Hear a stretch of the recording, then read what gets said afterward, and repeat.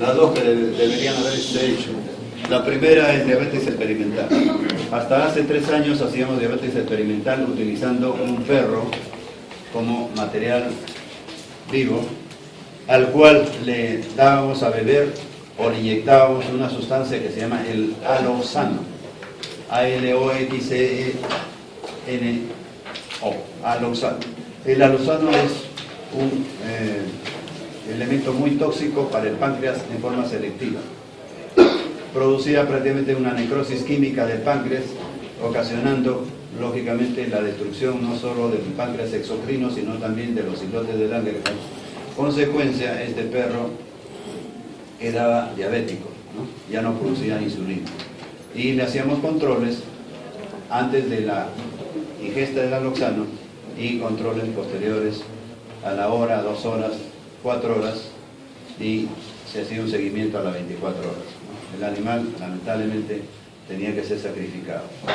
Este tipo de cosas ya no se hacen, lamentablemente, desde el punto de vista experimental, pero también para bien de un ser vivo, ¿no? Actualmente lo hacemos en ser humano, entonces, pero no hacemos la diabetes experimental.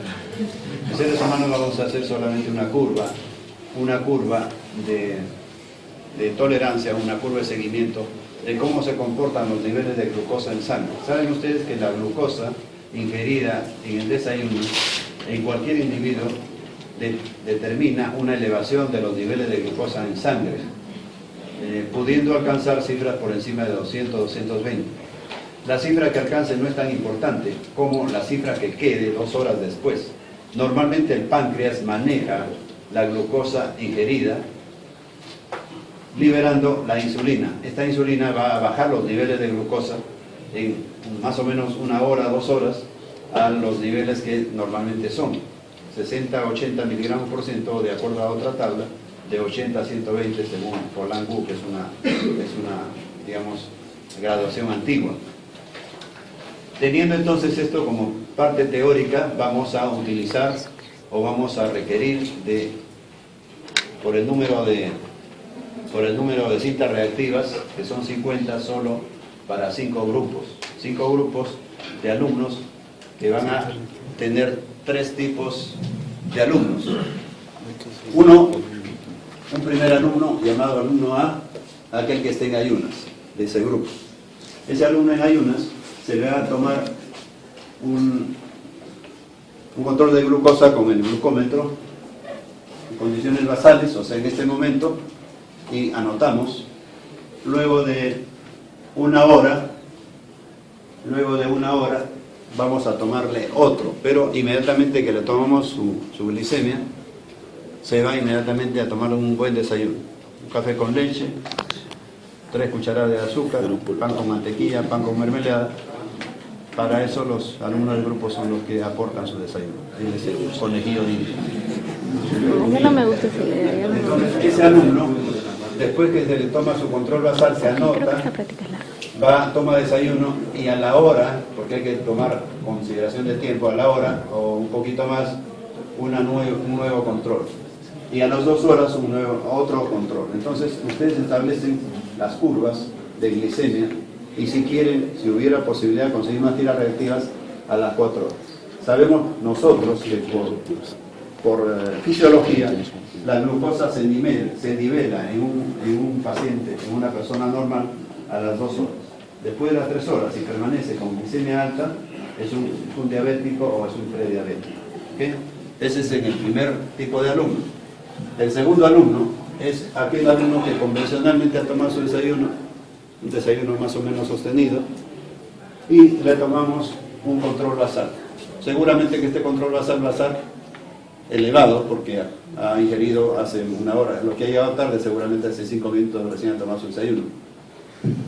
Tomamos el control de tiempo y la glicemia, y luego de 1 hora cronológicamente otra curva, otro control de glicemia, luego a las 2 horas. Si hubiera posibilidad, y más tiras reactivas, a las 3 horas, para tener una curva adecuada a lo que nosotros queremos encontrar. Y el tercer alumno es el alumno más importante como elemento de control.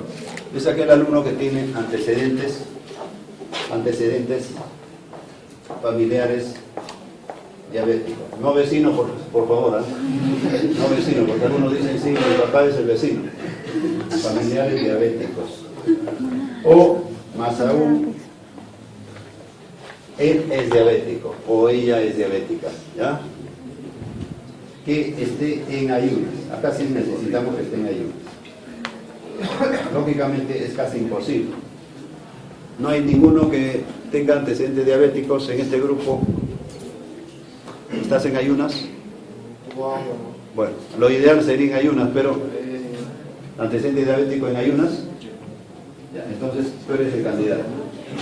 Se puede hacer dos variantes, uno en ayunas y otro con ayunas, pero lamentablemente el número de cintas no es la suficiente. Entonces, esto del primer grupo se va a repetir en el segundo, en el tercero, en el cuarto y en el quinto grupo. Acá tenemos 3 grupos. Cada grupo debe tener estos 3 tipos de voluntarios. Uno en ayunas, que no tenga referido antecedente diabético. Otro que haya desayunado, que tampoco se sepa que tiene familiares diabéticos. Y un tercero que tenga familiares diabéticos, o sea, el diabético y esté en ayunas. Si quieren, una variación del otro, pero no hay suficiente tira reactiva. Disponemos para cada grupo solo de 9 tiras reactivas y por seguridad una más.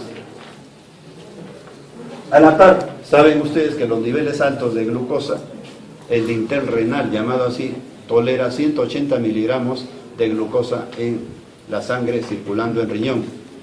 Después de 180 miligramos, el resto no lo puede trabajar y lo elimina o lo pone en orina, ¿no? Sobre todo en pacientes prediabéticos o diabéticos. Entonces, vamos a utilizar también el reactivo de Benedict y el paciente, este paciente que acaba de sacarle su control basal, nos da una muestra de su orina y esa orina se trabaja con el reactivo de Benedict. 2 o 4 centímetros de orina en un tubito, le agregamos 1 centímetro cúbico de reactivo de Benedict y lo ponemos al mechero en forma oblicua, ya ustedes saben, a calentar. El reactivo de Benedict, saben ustedes que tiene el color azul, más el color amarillo de la orina, se forma un tono verde. Ese tono verde va a variar, si es que hubiera glucosa, a tono ámbar, marrón o marrón oscuro. Eso indicará una cruz, 2 cruces o 3 cruces de orina de glucosa en orina, digamos, glucosur. ¿Ok? Entonces, en las 3 fases hacen el control y le sale una curva adicional de glicemia y glucosur. ¿Ok? ¿Entendieron? Entonces, los alumnos del grupo A pueden presentarse acá. Contamos nosotros con un glucómetro, el delegado sabe hacerlo funcionar. Contamos con un glucómetro y contamos con la tira reactiva. Se activa el glucómetro, necesitamos algodón, alcohol para desinfectar la punta, el puesto del dedo, y una lanceta en forma oblicua. Esa gota se humedece en la tira reactiva y tenemos el control de glicemia. Por favor, la manipulación de esto tiene que hacerlo una persona solamente, la persona que ha traído el equipo, ¿ya? Para que no haya discrepancias o no haya errores, porque si hay errores, una tira que se pierde. ¿Alguna pregunta? Entonces, de todos los alumnos que están, se quedan solo los alumnos que van a hacer la práctica, proveído lógicamente el material y economía para sufragar su desayuno. ¿Ok? Entonces, llamo al grupo A, ¿quiénes son los alumnos o quién es el alumno del grupo A que ha venido en ayunas?